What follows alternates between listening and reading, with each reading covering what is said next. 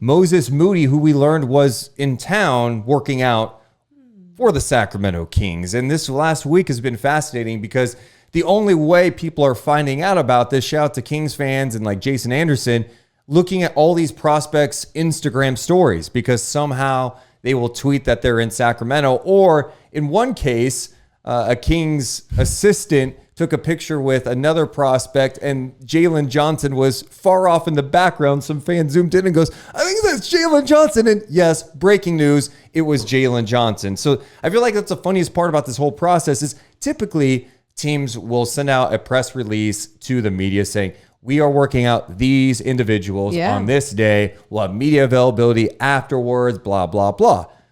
Kings have not done this time around. And about a week and a half ago, we're not hearing really any names. And it got me a little worried based on the past that, okay, maybe Sacramento is unable to get some of these players in for workouts, which was a challenge at times, especially early in the Vlade days, getting these players to come in, even work out for Sacramento. But now in the last few days, we've heard Corey Kispert, Jalen Johnson, Moses Moody, Kai Jones, Jared Butler, who just got cleared, the guy from Baylor, Alperen Sengun. And I know that is probably not the proper pronunciation to a T. I looked it up everywhere. So if I'm messing it up, I will get it right at some point. But he's the Turkish League MVP, the skinny, tall dude, 18-year-old. And then Keon Johnson. So we learned all this from Instagram. And then Keon Johnson's case, we learned it because he was working out for the Warriors, and in his media availability, they asked him, where are you going next? And he goes, I'm going to go work out in Sacramento. So it is weird that we're finding out this way, but it kind of makes it more fun.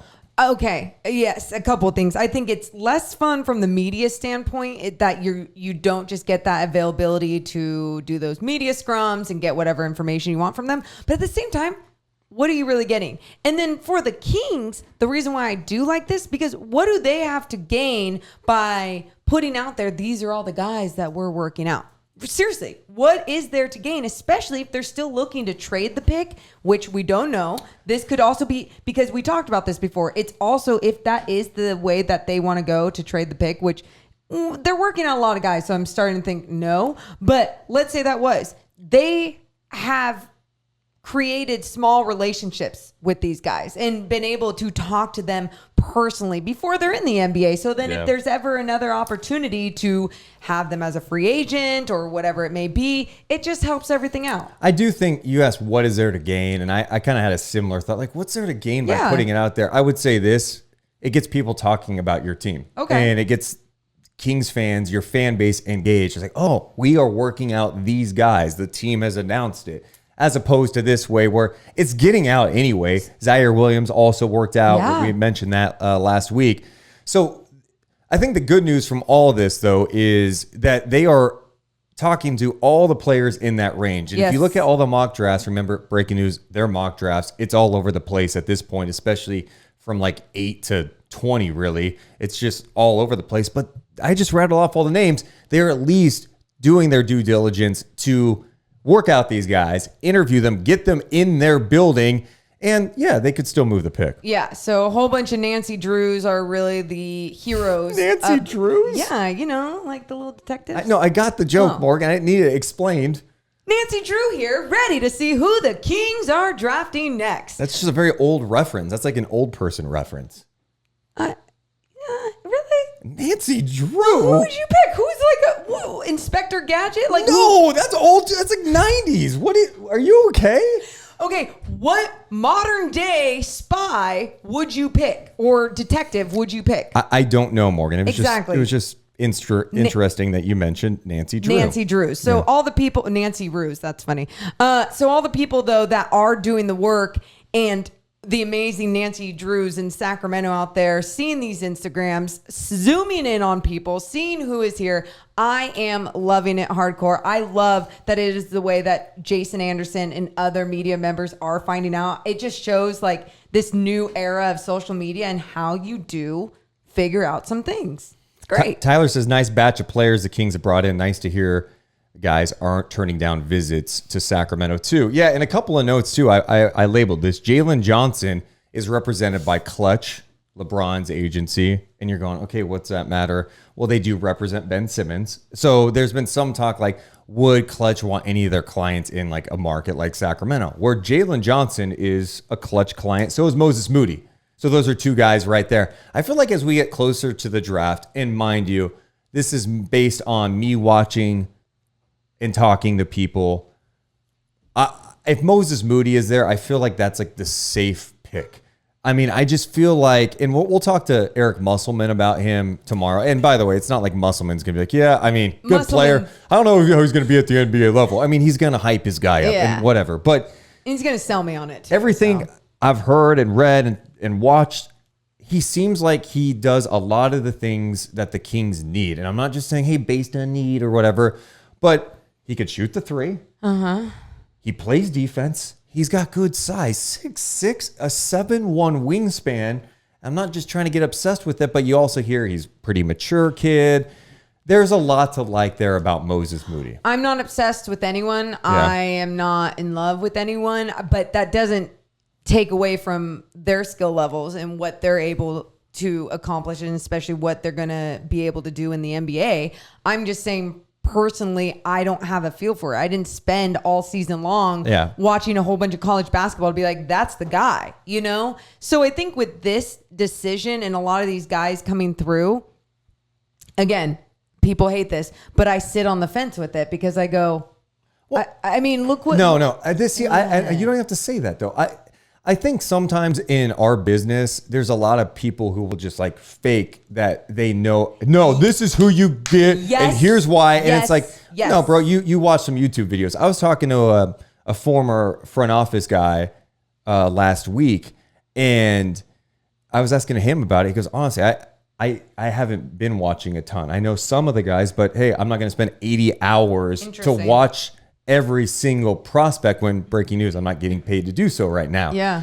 And I think there are, of course, there's many people who are plugged in. That's why when we try to talk to people who cover this stuff, we try to get to the people who actually like spend time watching a ton of them and not just clips, like watching games. They know them from mentally as a teammate to what they do defensively. And so, what I look at, and if I go back and watch some full games, I notice some of these things that are written in a lot of these pieces. And with Moses Moody, I see so much of that maturity level and he plays hard. Exactly. And I see a lot of that. And so I can see why so many people would like him. And I can talk about his flaws too, but we can talk about the flaws with all these guys. And it always feels like, oh, well, look who he's playing against, these college kids. And it's like, well, yeah, so are all these other guys. You know, you don't know sometimes how that shot coming around a screen or that release, how that will really translate necessarily in the NBA. Look at Trae Young. I will never forget talking about his shot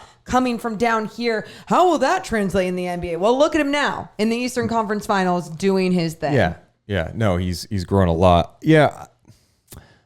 I think I'm just so sick and tired of the Kings being bad defensively that having a guy that can also do something offensively, but potentially be a good defender at the next level excites me more than some of the offensive talent. Like Corey Kispert? Well, Kispert to me, like I think he's a good player. I think he's a smart player. I think he could shoot, and he does more than people realize out there. And I think he could be a good team defender. Agreed. I just don't think like you bring him to Sacramento, I don't think those strengths are going to be noticed. I think they need more defensive play. Like breaking news, the Kings need some guys who can get some stops. And I think Halliburton can be a good defensive player. I think Fox has the upside to be a good defensive player when he's super engaged and the offensive load isn't completely on him. But like looking at the Alperen Sengun guy from Turkey, who's 18 years old. Traditional post-up dude, great footwork, can pass. There is a lot to like there. But he's also 6'9". He could grow more. You look at some of the players he's gone up against, which, by the way, Turkish league is a pretty good league. This is probably, top 4, top 5 league in the world. And he's young doing this. But he's really dominating smaller competitions. Some of the bigs that you have to post up at the next level, like breaking news, girthy and tall. That's going to be a challenge. And then I look at him defensively. Train wreck. A lot of rookies are train wrecks to come in the league, but like he looked like a train wreck in the Turkish league. You bring that to the NBA, I just think that there's going to be a huge learning curve. yeah, the offensive upside may be there with him, and I think he could turn into a really solid player. But do the Kings at this point need another? Yeah, is piece that like what they need? Yeah. Like, no, I think they're in this spot where Fox is in year 5. Like, get a guy who can help you. Yeah, you go. I mean, you go for the best available, no matter what. So, sometimes it's harder to say best available when sometimes that could be a big, because if the big though isn't a modern day big and he relies on that low post game, again, I am a basketball purist in a lot of ways, but I also believe in the evolving and transitioning into this new way of basketball with these modern day bigs, especially when they stretch the floor and they're capable of shooting from the outside. But I love keeping that mid-range game for a lot of these guards going forward.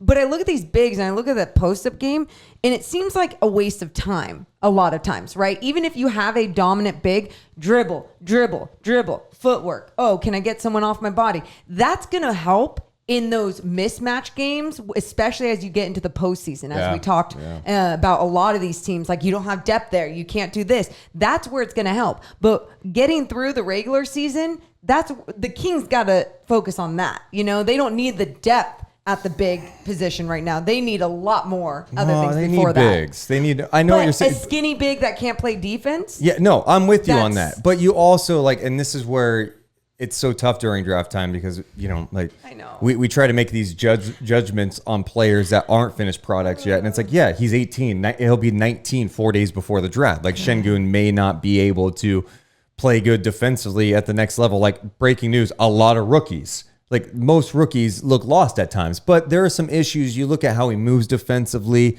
that definitely are concerning. He hasn't shown the ability to step out and hit threes, but he doesn't take a lot. 4 for 21, I think, last season from 3. Sure. So what do you say about that? The good news is he was 81% from the free throw line, and he got some solid attempts per game. So it's not like, hey, he's a big who posts up that shoots 50% from the free throw line. He'll never be able to shoot. He may be able to develop a strong offensive game. I just wonder if, like, Sacramento would be better off with someone like Moody, who has the ability to defend, who's long, who can hit the three. I think that type of player is a player the Kings could really use. But at the same time, like, you know, do you swing for the fences on someone like him, or like some people I mentioned early on in the process, Jalen Johnson, because you see something there. So Buddha, who's listening in the chat, Buddha, my guy's in the building. Haven't seen his face in a while. He says Sengun is going to be the best player available, but doesn't give the Kings defense. Shaking my head. Yeah. No, that's why, like, you go for the best player available, but at the same time, that can also shift to still where your team's at. Like, if you have Joel Embiid on your team, and let's say they were in the lottery and they were up there and they're like, best player available, they're going to go for a guard and a point guard, obviously, rather than they're going for Sengun. So it just depends. And I think with the Kings, they have so many spots they need to fill. And I know even if some people go, oh, they already have these point guards and these guys who can distribute the basketball. You need depth. You need more. Just keep adding the best players available. And even if that's Moses Moody, and just having him as a safe, smart player. And even if his ceiling ends up being this rotational player, like, sometimes people don't give enough credit to that. But at the same time, do you think one of these guys are going to be a franchise-changing player at 9? No. But they could be. They could be. I mean, Leezy says, Kings have Bielitsa, Bagley, Holmes, Deadman, Kufis. How many bigs are we going to try? Get a good wing. I think RP was saying something similar. Yeah, I mean, I think we also look at how the winning teams do things. And you look at the Bucks. What were we talking about when we were just talking about the finals? The ability, to get good shots and having skilled players who could shoot, sure. But having guys who could defend, multiple guys who could defend multiple positions. And that's why I am intrigued by Moody so much, because I feel like he's a guy who can defend multiple positions and he can score. That's intriguing. They also brought in Kai Jones, who, again, a project. I mean, 6'11", and you see some of the stuff on tape and you go, wow, there's definitely some nice things, but then he's very raw. do you want to go that route? I'm with you. I think the Kings need a wing. And Jaylen Johnson's another guy that scares the hell out of me because you see like the defensive upside, you see the skill level, the shooting isn't there, and then he left Duke early. There's some other stuff. So, man, it's stressful. It is stressful. It's stressful. It's more stressful than I even thought it was going to be. But at the same time, you guys, if you have smart people looking at these players, looking at what they can do mentally, defensively, offensively, they're instinctually like what kind of player they are, then you're safe. And we don't know. We've only seen it in one draft, and we saw this front office go for draft Tyrese Halliburton. Yeah. And that's turned out great. Now, if we can keep going in that direction with the Sacramento Kings, I feel safe. I feel good. That's how you build, but no more projects. There's no time for projects. Well, and that's what something you did say too, was like the safe pick. And it's like the Kings need this type of player, but they also need star power, because we could talk about, look around the league. You could talk about, hey, you need this type of player. Yeah. You need studs. You need all-stars. Like, you think Fox can be an all-star? Yes. Okay. Can Tyrese Halliburton be an all-star? I think some people would say yes, but I think the jury's still out. We don't know for sure, right? There's one season. You need like multiple guys. RP says Moody's floor is Mikal Bridges and his ceiling may be Chris Middleton. Guess what? Both are in the finals. Can't deny their contributions to winning. I like that, RP. It's funny. Eric Musselman, his college coach, did an interview with Moses Moody, like a podcast with him when they signed him. Yeah. And they asked like, hey, who would you compare yourself to? And he said Middleton. Really? Okay. Interesting. Yeah. And there's no reason why that can't develop quickly. And that can't happen right away with someone like Moses Moody, especially because he is mature. He understands the game from a different level. And I really do like him. And again, it's so funny because we can always look back at this podcast and many others that we talk about these guys. And you see, I mean, look at the time when we were talking about Luka and Bagley. I was sold with Bagley, but I was sold with Bagley too because of what we saw with him in college. We saw some incredible things, some incredible athleticism. And with Luka, people just kept throwing at me, but is this his ceiling? We don't know. What else can he do? And it like totally manipulated me. And I was like, yeah, actually, they're right. No, Luka. God. Terrence says Kai Jones got a little jumper too. If we get another pick, that would be worth the swing. Yeah. I'm curious who will take him where. You know, is he someone that you could get later on, 14, 15, 16, or is he going to go in the top 10? And yeah, he does some nice things. And the other thing with him, like Kai Jones, why he's going to be a project, he didn't start playing organized basketball until he was 15 years old. Right.